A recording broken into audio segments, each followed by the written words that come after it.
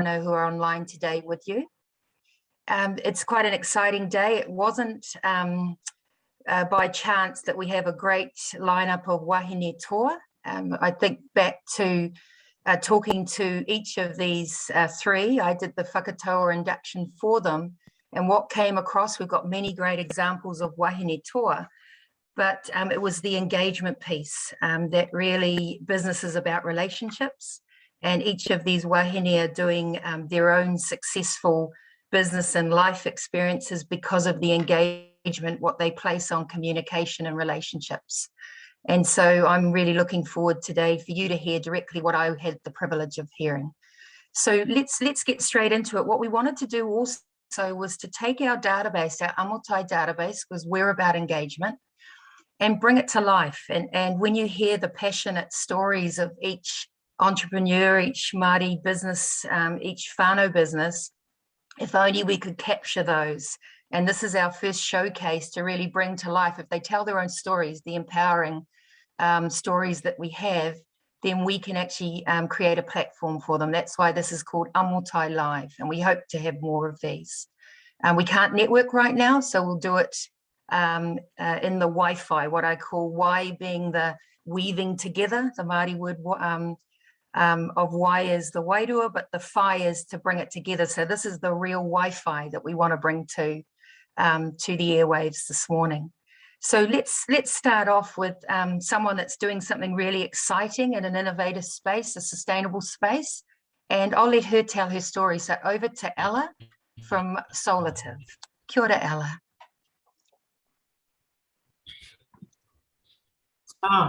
Kia ora, Ceillhe.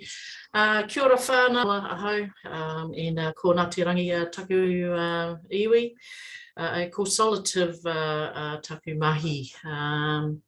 Solartive, we're based in Whangarei. We've been going for about 18 months. As far as I know, we're the only 100% owned and operated Māori and wahine solar business, solar power, solar energy.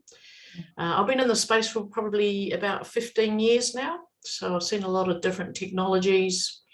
I've seen a lot of, and I've made a lot of mistakes as well, only because of the technology that's available. But now I've been very fortunate. I actually set up the business in COVID, 19. And everyone thought I was crazy. But it just gave me an opportunity to push pause and not work for bigger companies, corporations that don't look after our iwi. They're only really after making putia out of us, but not actually offering really good, sustainable solutions. And so what I've done is set up, we have about 8 people that work for us full time. And I make going solar easy.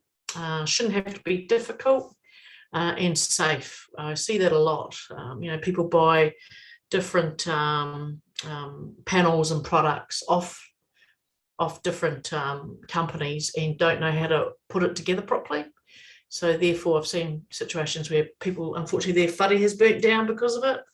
They're not adhering to certain standards and regulations that that make it safe. So I want to set this up basically to have it so, not only Māori, but people in general, iwi in general, all New Zealanders, to have this type of technology that's easy to use, easy to set up, and that we're able to, get it into bigger homes, smaller homes, and to get, especially people living in rural communities, off diesel generators. Diesel generators are very polluting. They have over 40 toxic that release into the atmosphere. It's really, really bad. And so for me, we've got the sun out there, we've got R out there, why not use it? And it's free. In the long term, the studies have been proven that solar is actually a much more cheaper option to go. Like I said earlier, that the technology is here now.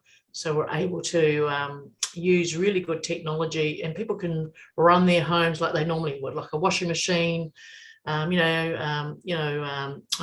of their appliances, mobile devices, the internet, those key things. and not be subject to power cuts, regular power cuts, or what I call insufficient, power generating systems. So so Solartive, basically we've done to date over 200 installs. We've done probably about a dozen marae of that. I'm a big believer in battery technology. Even if they are connected to the grid, they can still be less reliant of the grid. I know this government is doing quite well in this space compared to the last government. Still a long way to go. New Zealand, unfortunately, Aotearoa is dragging behind the world. It's almost quite embarrassing, the fact that we still don't have subsidies for people. But they give subsidies for EV vehicles. It really just drives me nuts, because it won't take that much for the government to do that. But there is some space later on, hopefully over the next 12 months, where that space will change a bit more as we prove it a bit more. And it has to, because power is a big thing at the moment. And it's really awful to see a lot of our whānau, especially up in the far north, 40%, maybe 50% of their power of their household outgoing bills is towards power. They can't put food on the table or look after their kids properly. So anyway, so that's another reason why I set up Solartive, was for that too, to help our iwi, and to make it so that we train a lot of people up here as well. So we're growing our team. I would say come another 6 months, we will triple our team with the amount of work that's coming up, and we're working with a lot of iwi as well, to make sure that they've got access to this technology, that no one else seems to be doing it properly. They seem to be cutting corners. We don't tend to do that, and we just like to be in the space, and it's a lot more sustainable in the long term, and as well as getting in that new build space and making sure that they too are also providing this technology for iwi in general, and in the new build market. Yes, you can insulate, you can double glaze, but what about power? Power is a crucial thing, and having having these solutions for our iwi, for people in general, should be an easy go-to. Shouldn't even have to think twice about it. But look, I'll finish up. I'll wrap up. Thank you very much. Ella, is it possible before you wrap up, how do people, we've talked to you about maybe a special or something for our Amotai members, but how do people get in touch with you? What do people need to do if they're thinking solar, or some of our buyers online that might be wanting to engage with you? Look, you could email me at Ella, ELLA, at solartive.co.nz, and just put Amotai, and we'll walk through, the special that we've got. Every household is different. Every household has different expectations. But I have what we call Amotai whānau special going on at the moment. So you can get up to almost 10 to 15% off, and basically that's probably just the easiest way to do it. Nice, like a group offer. Awesome. But you're doing well on time. Maybe one or two questions. Anybody want to unmic themselves and ask Ella a question? We've got a couple of minutes. Kia ora, Ella. Kia ora, Eddie. Kia ora, Ella. Kōrero te pātuku ingoa, koe te Huia mo te Amotai. Hey, it's a really good story. I've had a quick look at your website and on your platform, and really love the mahi that you're doing. But for me, it just sort of strikes me as a reversal of really what you do, because your business is based around, I guess, residential electrical works activities. So I'm guessing there's a really good opportunity for you to, uplift and probably do apprenticeships for our whānau up in the region. Have you sort of gone in reverse? So I would have thought that you may have started off in electrical and then moved into a subset into solar, or is it sort of just been by default that you've started off in solar? I've been in the energy sector for about 25 years. So I had my own insulation company. I had my own window and door company where we double glazed.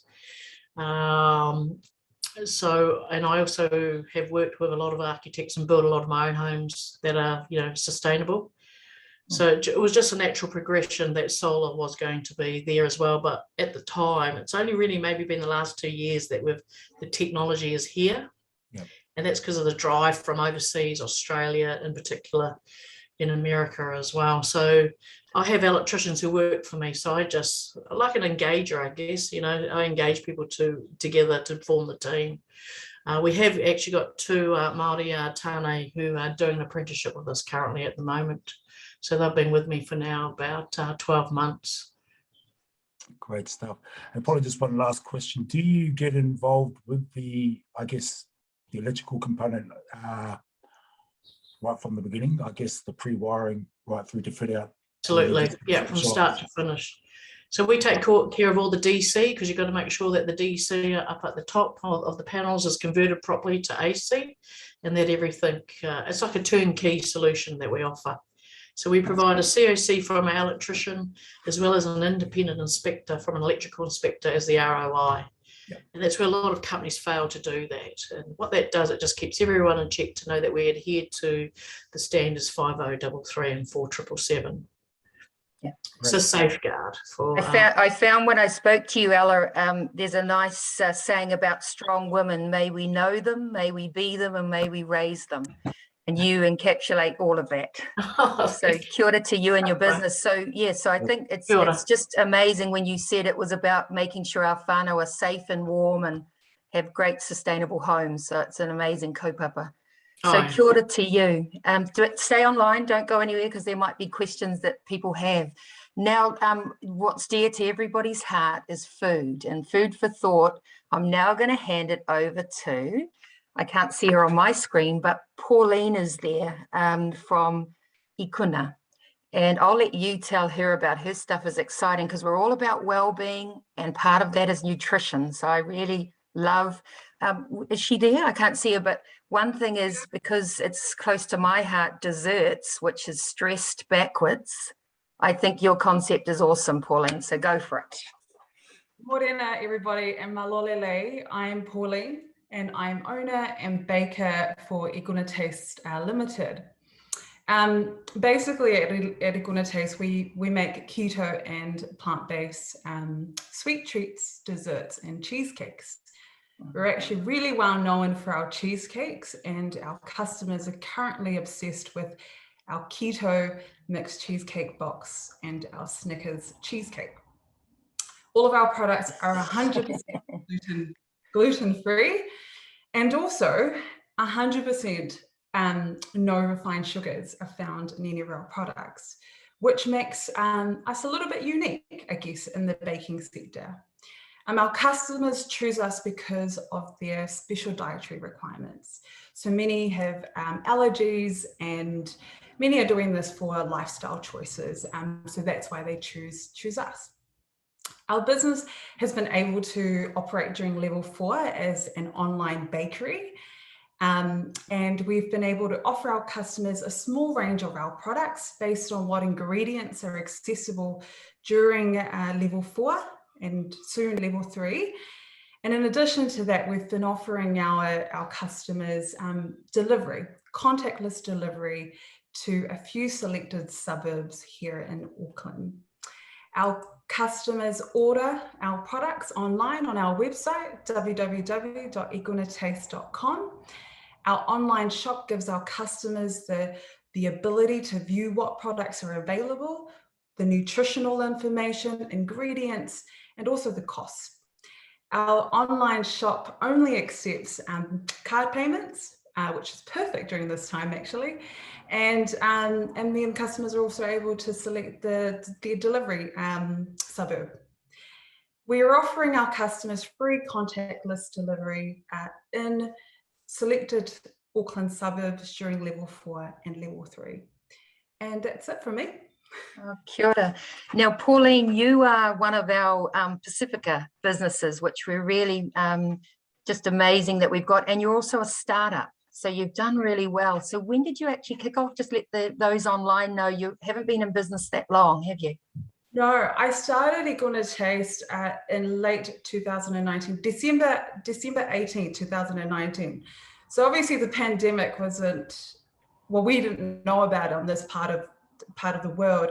And so I think it was probably a good chance to get into business because there was, no coronavirus at that time. I think if I had to step into business now, I don't know if I would. So I'm glad. And tell us, you didn't know intro, but tell us what Ikuna means, because I asked you that when we did the whakatau out at Alexandra Cafe in Otara. So let us know what that means.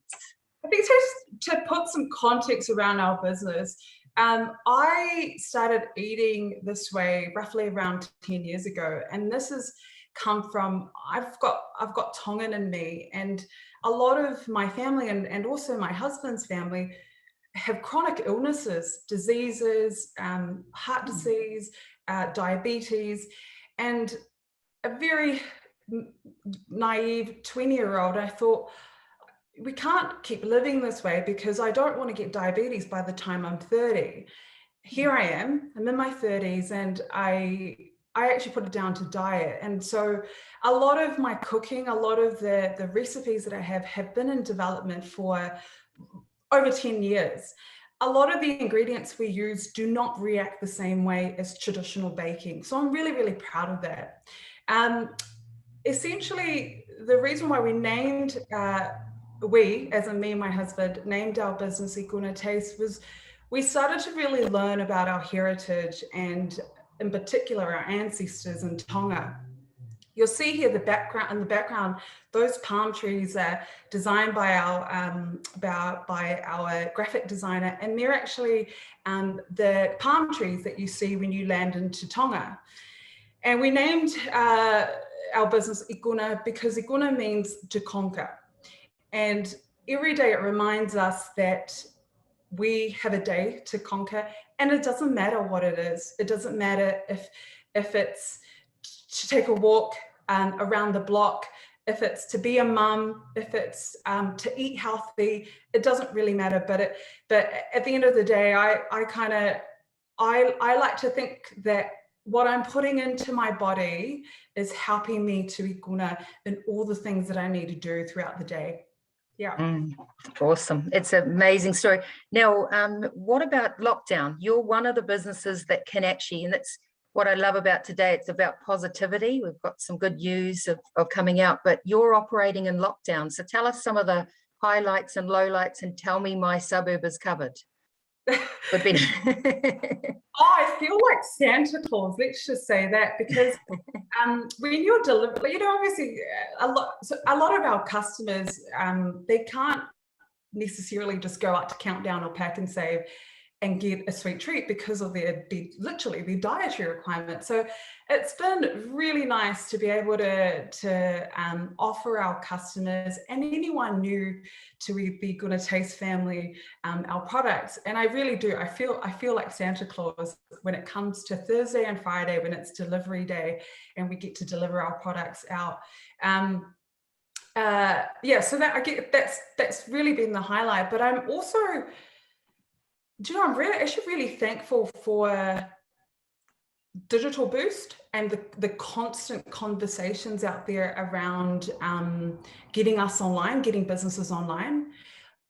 I would honestly say that prior to this lockdown, we, ourselves and as well as our accountants sat down and had a look at what are we vulnerable to in level 4 and level 3, and how do we make sure that we have controls or mitigations in place so that we can still, I guess, see our business through whatever the weather is and whatever scenario hits us, if that makes sense. Yeah, no, perfect.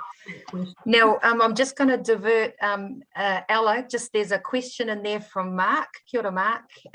So if you can reply to him, and then everyone might be able to see the answer there around kāinga order, putting it in order, hopefully for you. But thank you, Pauline, and others can start adding chats in that. So, I just hope that your business goes from strength to strength within lockdown, but also continues. And we know there's some things in the pipeline. So good luck to see you everywhere shortly. Thank you.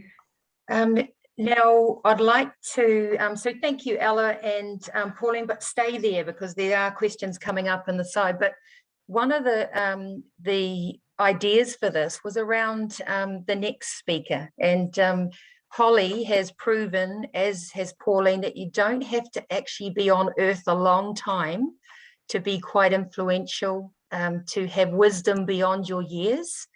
And I just loved the talk I had with Holly. We're in lockdown, and I think we chatted more about homeschooling and getting the favorite foods after level 3.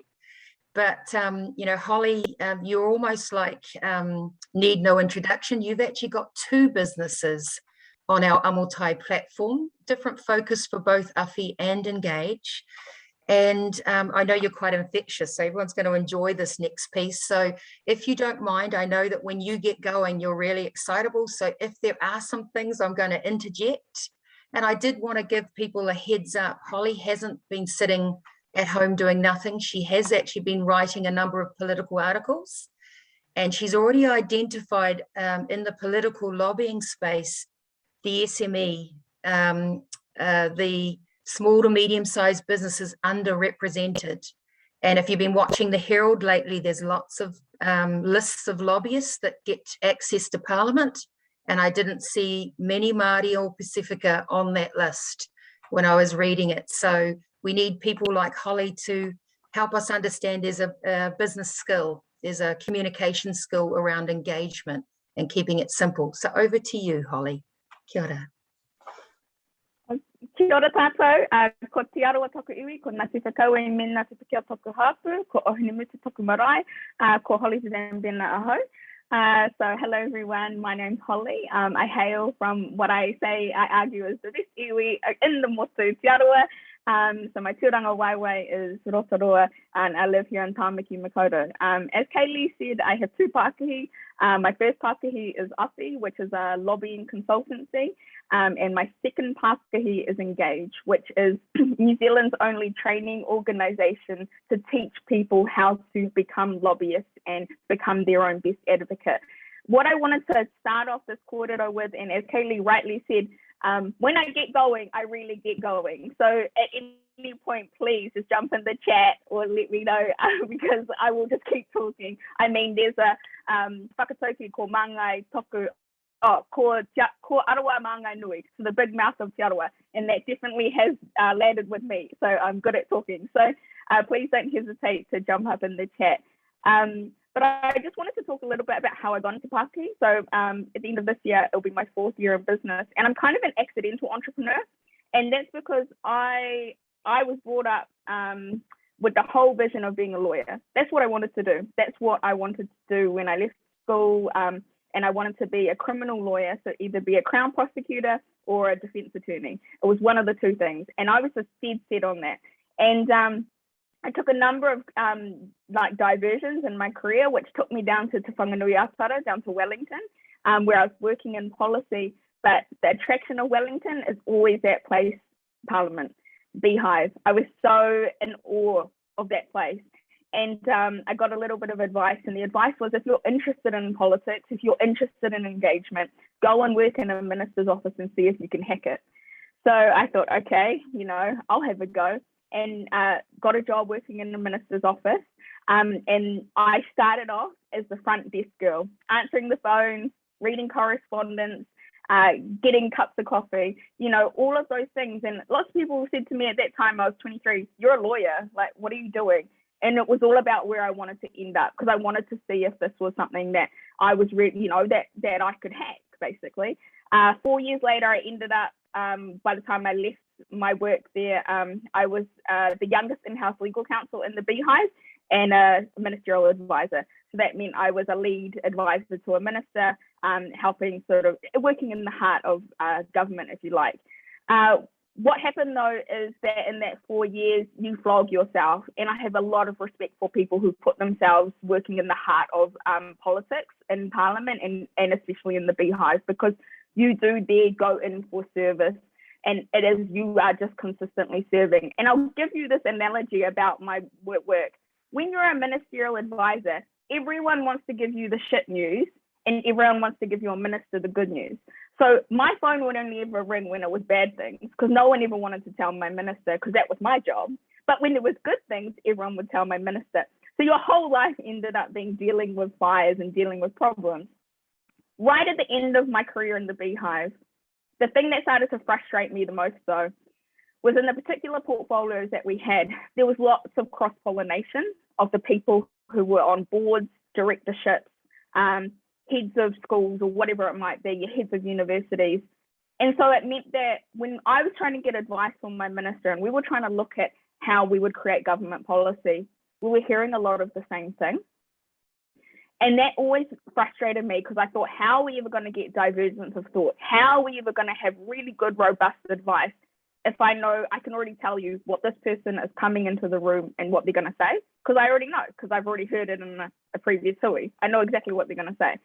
And so what happened is that when I came out of the beehive, I went on a holiday to Europe, sort of as like a Yahoo, 4 years and working in central government. I did it. Now I need to think about what's next.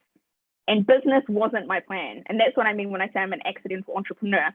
I have my papa to thank for my business because I was living in Kirikiroa. It was December 2017. I was doing free work for Pākehī across the Motu, especially in the Rohi, who needed to engage with government because we had a new government, right? And I was doing it for free.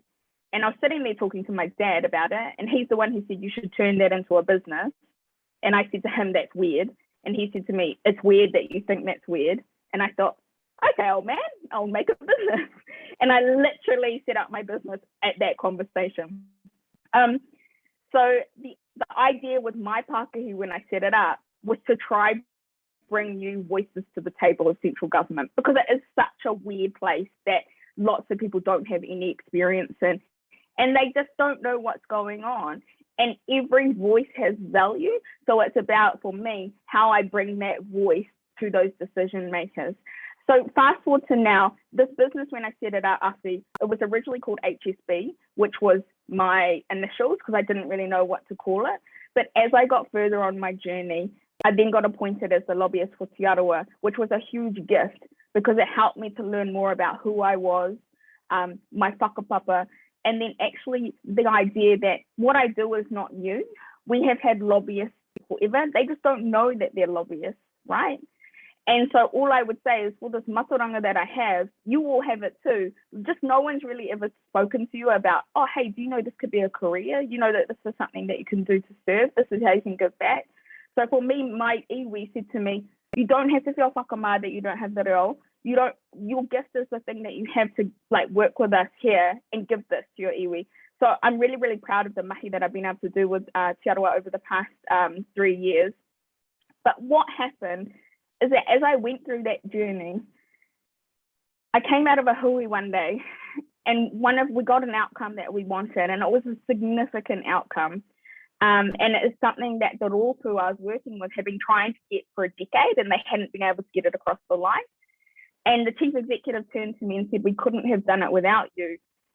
And that kind of hit me a little bit hard. And I thought, well, you really should be able to do it without me. And this is where I started to get this more of an understanding of the fact that we've had parliament for 167 years in this country, and we've never had an organisation to teach people how to do what I do. And it continues to perpetuate this idea that lobbying, advocacy, government relations, political engagement is this thing that's for a really elite group, and it's not. And it shouldn't be, and it should never be driven by profit, who has the deepest pockets that can access the best advice. And so what I did after that conversation is I really asked myself, if I was going to teach people how to do this, what are the fundamentals I think that they'd need to know? And that is how I set up my second Pākehī, which is Engage, which is the only training platform to teach people how to do what I do. Now, I'm a big believer in competition, and lots of, I guess, more seasoned business owners have said to me, don't you see a problem with creating more lobbyists because you're essentially cutting your own business? And I said, no, because for me, competition is a good thing because it makes us all better lobbyists. And as far as I'm concerned, when I look at the industry, it really hasn't done a lot to foster more blood coming into the industry. And it's really become something that is like, well, you need me to do this. Now that's the opposite. I try to empower everyone that I work with that if I got hit by a bus tomorrow, your whole engagement plan won't go with it, right? Because that's not a good way to help your people understand what it is to do engagement and do it well. So my two Pākehī sit side by side. We've got Awhi, the lobbying company, which I work for clients all across the country, some of the most amazing kaupapa. I mean, I'll just say this. There's a lobbyist that's sitting in behind a lot of the mahi for hospitality right now. And that lobbyist is sitting here talking to you. So I note what Kaylee said in terms of those New Zealand Herald articles, you know, but that's cool because I don't do what I do in order to be in articles. I do what I do to get outcomes for people. And then Engage sits there to teach people how to do what I do. Because for me, if I can have more lobbyists out there, if I can create more competition in this industry, and if I can teach more people to do this well, it's ultimately going to be better for our democracy, because that forces our politicians to engage with all parts. It forces them to think about the things that is happening on the ground, and it gives a really, really clear lens of what's happening in different sectors. So those are my two Pākehī. And if anyone has questions or wanted to talk more, I'm more than happy to talk more offline. The thing I just wanted to say, because I'm very thankful for everyone who's turned out on this call today, if either of those two things are of interest to you, whether that's something like government relations strategy for your Pākehī, or it as a career, and it might be someone you know as a career, what I'd like to offer for everyone who's made the effort to be on this call today is 45 minutes free consultation. And what we'll do is you just have to tell me all of the things that is about your Pākehī or your situation or your kaupapa that you want to lobby for, and we will do an outcomes report for you to give you some grounding. And if everyone takes up that offer, don't go, oh my God, that's so much mahi. For me, this is what I thrive on.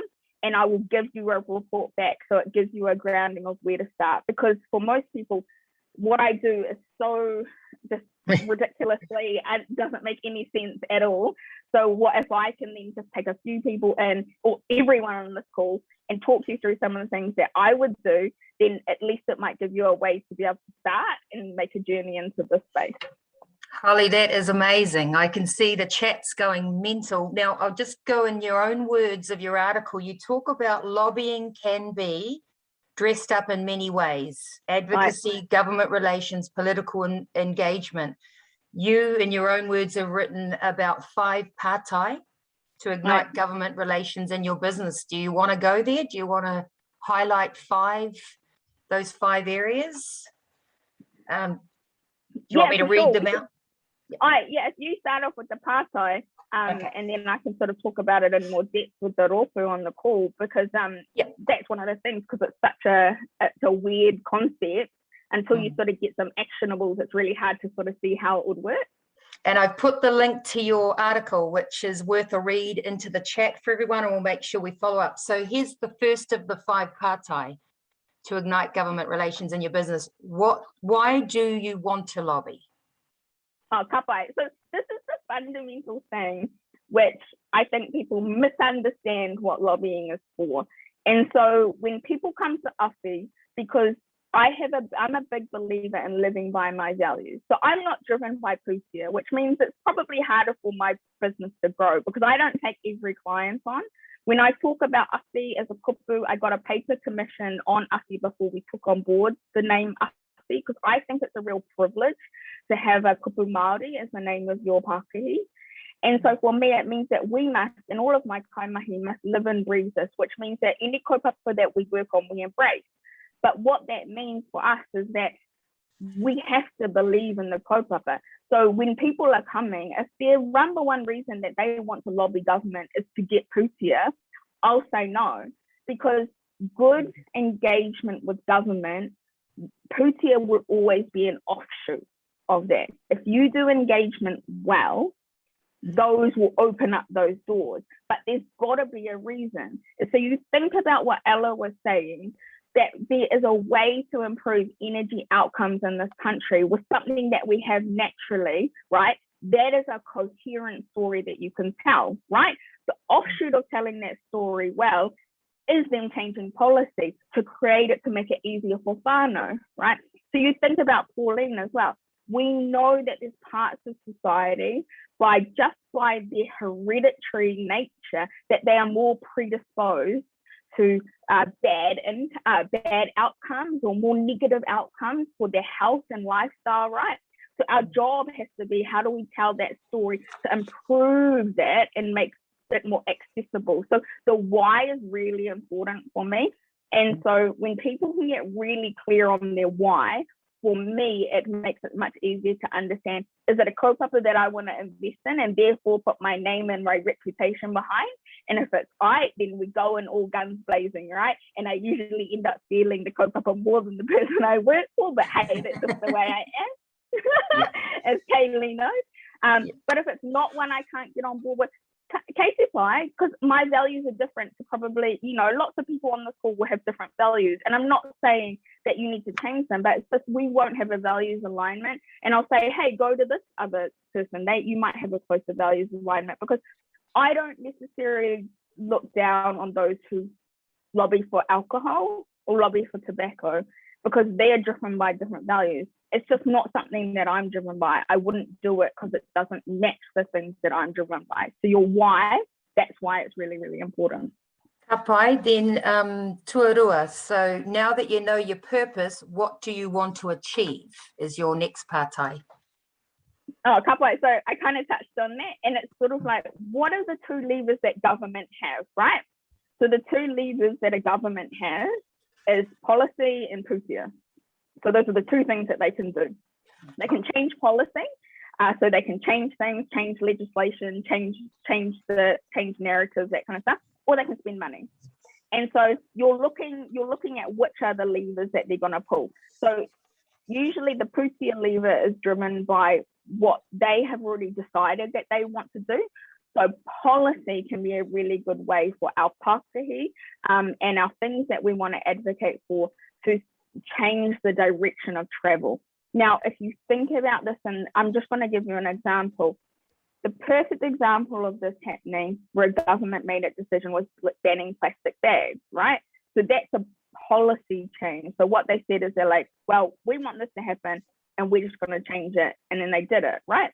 So governments make those decisions all the time. They're always deciding this is what we want of the direction of travel in this space. So we're going to make the decision. So one thing I would say, especially for small business, this can be a very hard place to traverse, because it's really easy for government that makes up about 30% of the economy, right? To go, we're consulting on this.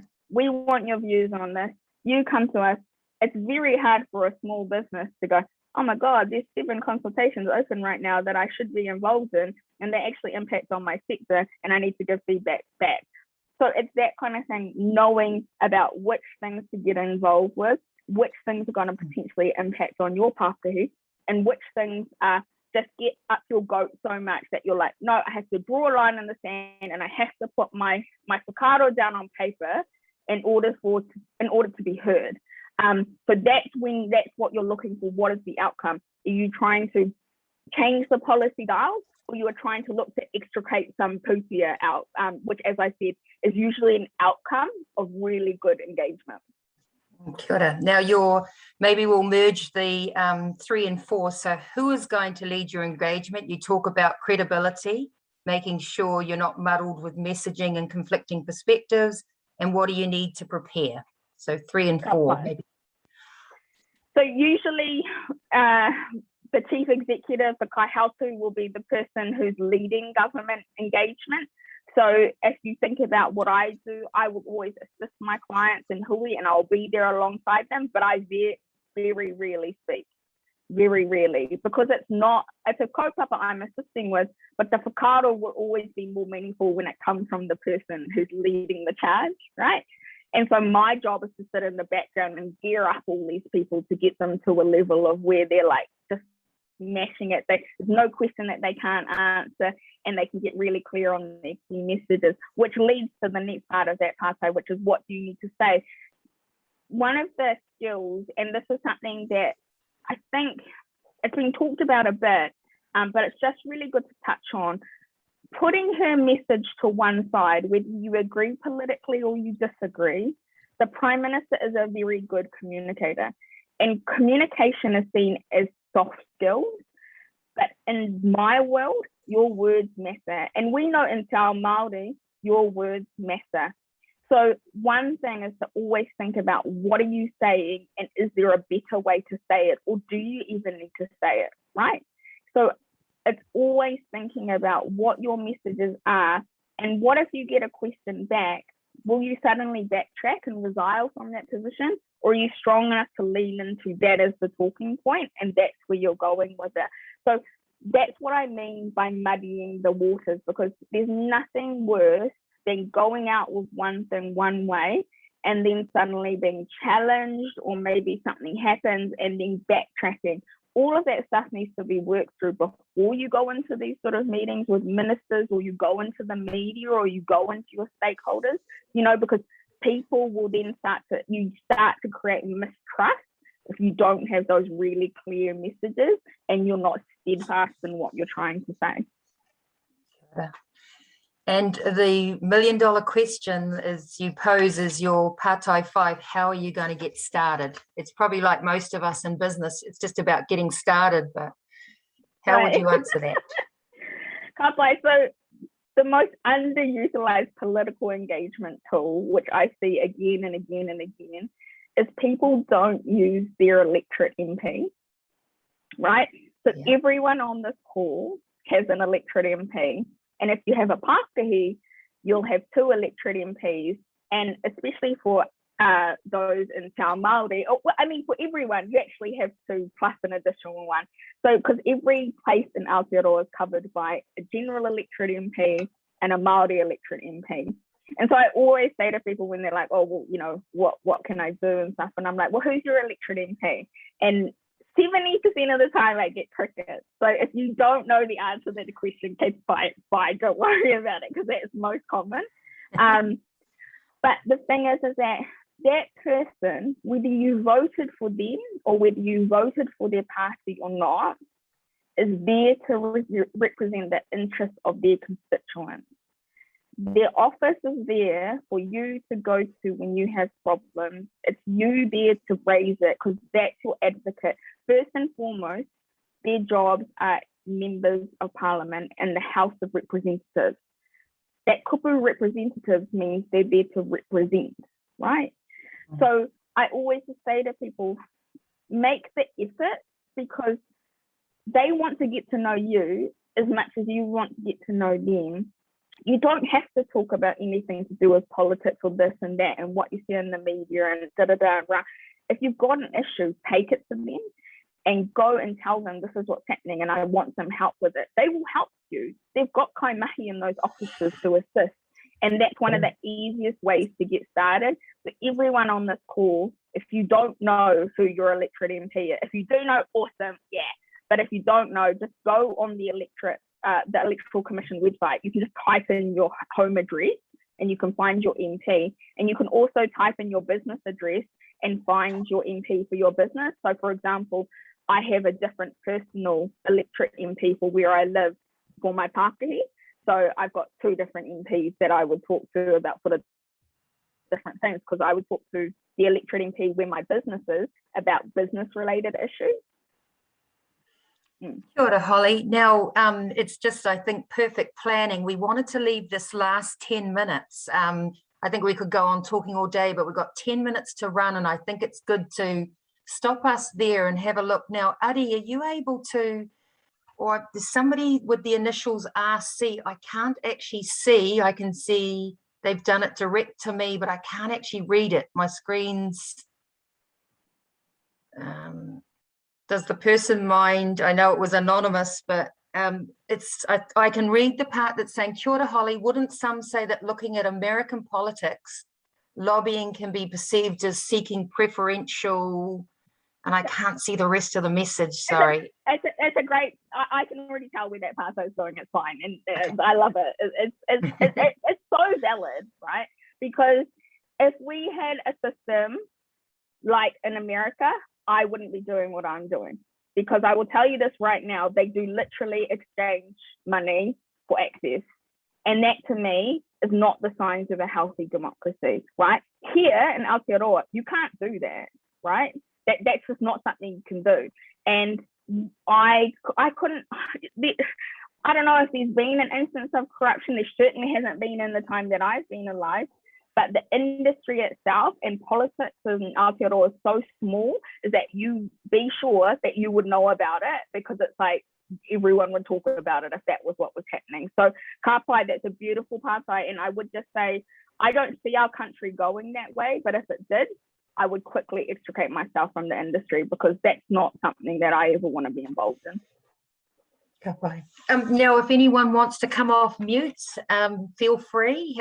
This is our open time to all our wahine this morning, Pauline, Ella, or Holly, before we do our closeout. Is there anybody else? I'm doing my best to look down the...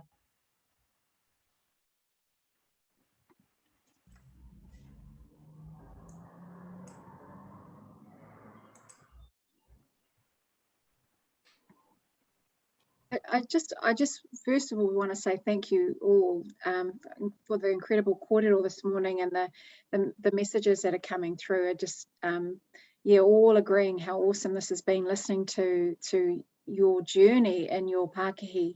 I kind of wanted to just push into your space, Holly, around the advocacy and lobbying, and you know, people view those words, lobbying, advocacy, you know, as kind of like something maybe that doesn't roll here in Aotearoa. But I do know that from experience with, you know, having a voice for those who don't have voice is the time that we need to put our lobbying activists sort of like advocating hats on, and really speaking up for those who don't have a voice. Like you spoke of the work that you've been doing for hospitality, you know, that those messages that have been carried through around the challenges that hospitality are having at the moment with many other businesses. Finally, you know, we heard the changes that are being made in level 2 now, where more and more people can come into. So those lobbying voices are really important. The resurgence payments, that the work that went behind Michael Bennett going to lobby really hard on behalf of 52,000 businesses to get additional resurgence payments. That's kind of like, if we're not speaking up, if we're not speaking out, then, you know, it all kind of turns into Wellington as everyone is fine, because nobody is saying anything. So I think lobbying and advocacy work is kind of like, we're still kind of getting comfortable with it here, but I feel it is really important. We're used to the more radicals, like radicals, but we're all in this. I feel that we all have a role to be activists and speaking out around things that we just know where people are being marginalized and they don't have a voice, is really important for us to join up in that. So thank you for that. Can I just touch on that, Kōrero, just quickly about this kupu lobbying? So the reason why I call myself a lobbyist is because that kupu has negative connotations attached to it. And it does relate to that America sort of like lens. And don't worry, RC, I didn't think that it was negative in what you're saying, not at all. It's a really important thing to talk about, because I wouldn't be doing this rōpū justice if I didn't talk about it and we didn't talk about it. But I'll tell you why I openly call myself a lobbyist, is because when you call yourself an advocate, everyone will say, oh, that's nice. And then they'll say, oh, you're a lobbyist. Oh, well, that's a bit gross. Point to me the reason in Aotearoa why we have that view, because we don't operate like America. And for me, it's just been a systemic attribution of some negative connotations onto something which can actually be inherently positive, right? So when I set up my business, I purposely attached lobbyists to myself because I wanted to change it. And I wanted to change it for the next 10 years, next 20 years, and all these young lobbyists which will eventually come through, because I'm not going to have the industry be how it was now for the next 30 years, how it was for the last 167. Only a few people can access it and a few people can do it, it's going to be completely different, mark my word. And so that's the thing. I want this kupu to start being embraced as something. It's an amazing career path that you can create really good job opportunities, create good putia, and also give back to your iwi, give back to your whānau, give back to your community, your church, whatever it is, that the thing that you're driven by, that you want to assist in. And that's why I use that kupu. Kapai. There's lots of great messages coming through there, and for those who have to go, we're going to try and keep on time, but it doesn't stop here. You've heard all the offers from Pauline, from Ella, and from Holly. You're going to be busy. I'm seeing a lot of people. I have put up your email to them, but amazing, all of you. For others that are listening, and if you're wanting to talk to us, you know, this doesn't have to stop here. We really want to make sure Amotai is supporting our Pākehī, both Pasifika and Māori. So if you like this concept, we're happy to continue until we can get back to kanohi ki kanohi. So with that, if there's no more questions as such, I'll hand it back over to Ari. Are you there, still there?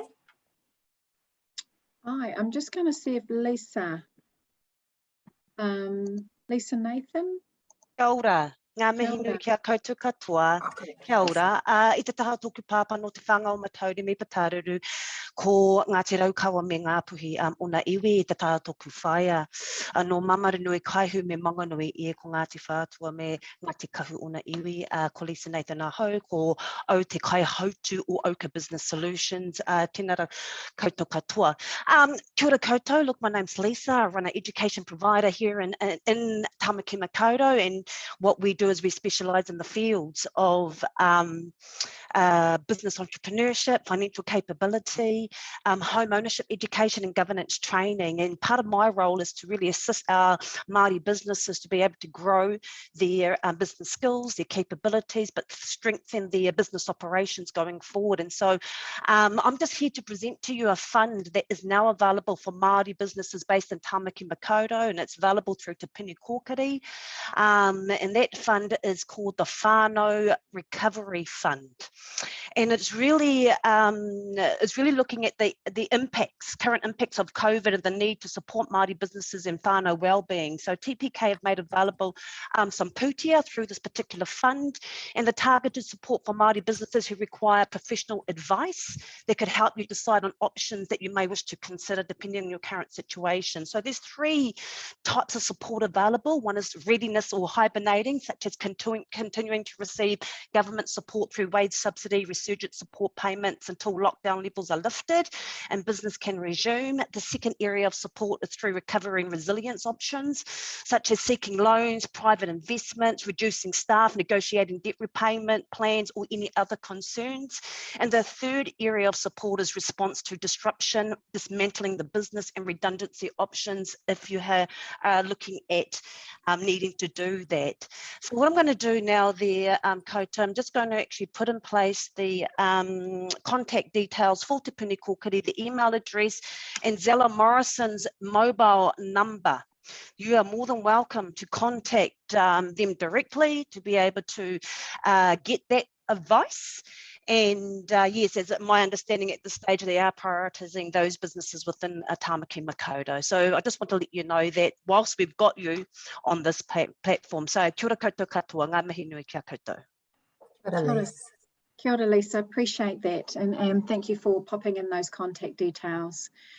To our wonderful wahine that have been with us this morning, Pauline, Holly and Ella, thank you so much for your time, your energy, your passion that you all bring, and the experiences of sharing that your why have been really, really interesting. And I think for many Māori businesses, Pasifika businesses, our why comes back to our values and why we are doing the things that we do. And often we're not out there to make a profit, which is half of our problem, but we need to get better at that. And but just really want to mihi to you all. Thank you so much for joining us. To our whānau that have come on the line this morning to be part of this kaupapa, really appreciate your time. Know that time is gold, and may you all leave feeling more inspired. Please stay connected. We are going to be doing another one tomorrow with Nathan Tamiha, who's going to be talking about his business, Iconic, and the amazing work that they are doing down in Tairāwhiti. And so please join us again at 10 a.m. Tomorrow, and we look forward to that. I'll just close us off with karakia whānau. Enjoy the rest of your day. Enjoy level 3. Looking forward to that, certainly in our bubble. Nē noi tātou, kia tau katoa, kia whau. Uhu kraiti me te aroha o te atua, me te pipinga tahitanga ki te wairua tapu, ake, amene. Amene.